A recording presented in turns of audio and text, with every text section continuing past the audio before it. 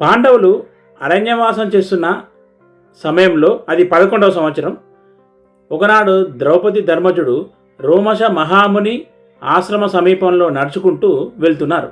ద్రౌపది అక్కడ చెట్టుకున్న ఒక పండును చూసి, నాత, ఈ పండు మనందరికీ ఆహారంగా సరిపోతుంది అని అన్నది. ఆ ఫలము పేరు అమృత ఫలము. దానిని భుజించిన వారికి ఆకలి తప్పికలు ఉండవు. ఆ ఫల నిమిత్తమే రోమశ మహర్షి తపస్సును ఆచరిస్తున్నాడు. కానీ ఈ విషయము వీరికి తెలియదు. ఇంతలో వీరుని వెతుక్కుంటూ అర్జునుడు వచ్చిండు. తన దగ్గర బాణంతో ఆ ఫలాన్ని కొట్టిండు. అది క్రింద పడింది. దానిని ఎత్తడానికి చాలా ప్రయత్నం చేశాడు, కానీ దాన్ని ఎత్తలేకపోయాడు. అప్పుడు అర్జునుడు, ధర్మజుడు, ద్రౌపది ముగ్గురు కలిసి ఆ ఫలాన్ని ఎత్తడానికి ప్రయత్నించారు. అయినా ఆ ఫలం పైకి ఎత్తలేకపోయారు. ఈ విధంగా వారు అక్కడ అవస్థలు పడుతుంటే భీముడు, నకుల సహదేవులు వచ్చారు. అక్కడికి భీముడు వచ్చాలే అని చెప్పి వాళ్ళు ఆనందించారు. భీముడు ఆ ఫలాన్ని మొదట ఎడమ చేత్తో ఎత్తడానికి ప్రయత్నించాడు, కానీ ఎత్తలేకపోయాడు. 2 చేతులు పెట్టి ప్రయత్నించిండు, అయినా అది కదలలేదు. 6 కలిసి ప్రయత్నించిన ఆ ఫలాన్ని కదిలించలేకపోయారు.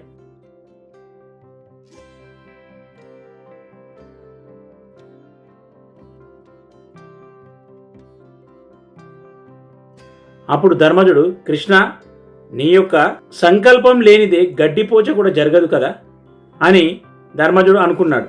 ఇంతలో రోమశ మహర్షి యొక్క రోమాలన్నీ లేచి పాండవులను కట్టివేయడానికి సిద్ధమవుతున్నాయి. ఆ దృశ్యాన్ని చూసిన ద్రౌపది భయంతో, కృష్ణ, ఆపద్బంధవ అని గట్టిగా అరిచింది. కృష్ణుడు నవ్వుకుంటా వచ్చి, ఏమి చెల్లి, ఎందుకోసం ఇంత గట్టిగా అరుస్తున్నావు? ఫలము కోరింది నువ్వే కదా. కృష్ణ, నాకు తెలియకుండానే నేను ఆ ఫలాన్ని కోరాను. ఇంతకాలము ఎలాంటి పరిస్థితులైనా నువ్వే మమ్మల్ని రక్షించుకుంటూ వస్తున్నావు. నువ్వు తప్ప మాకెవరు దిక్కు? కాబట్టి నువ్వే ఈనాడు మమ్మల్ని కాపాడాలి అని చెప్పి ద్రౌపది కృష్ణుని దగ్గర వేడుకుంది. అప్పుడు కృష్ణుడు ఒక యుక్తి పన్నాడు. ధర్మజ, మిమ్మల్ని రోమశ మహర్షి శపించడానికి సిద్ధమై వస్తున్నాడు. మీరు తక్షణమే ఆయన ఆశ్రమానికి వెళ్ళండి. నేను వచ్చే వరకు దేనికి జవాబు చెప్పకండి, మౌనం వహించండి, జాగ్రత్త జాగ్రత్త అని చెప్పి శ్రీకృష్ణుడు చెప్పిండు. పాండవులు వెళ్ళిరు. రోమశ మహర్షి చాలా క్రోధంతో ఉన్నాడు. అక్కడ వారిని శపించడానికి బయలుదేరి వస్తున్నాడు. ఆ సమయంలో పాండవులు ప్రవేశించారు. రోమశ మహర్షి, ఎవరు మీరు, ఎక్కడి నుండి వచ్చారు అని చెప్పి క్రోధంగా ప్రశ్నించిండు. అప్పుడే సరైన సమయానికి కృష్ణుడు ప్రత్యక్షమైండు. అక్కడ కృష్ణుని చూసిన రోమశ మహర్షి, స్వామి, మీ రాకతో నా ఆశ్రమం పావనమైపోయింది. నేను ఎంత అదృష్టవంతుడని చెప్పి రోమశ మహర్షి ఆనందిస్తుంటే, కృష్ణుడు పాండవులకు ఒక్కొక్కరికి సాష్టాంగ నమస్కారము చేస్తూ ఉన్నాడు. రోమశ మహర్షికి చాలా ఆశ్చర్యం వేసింది.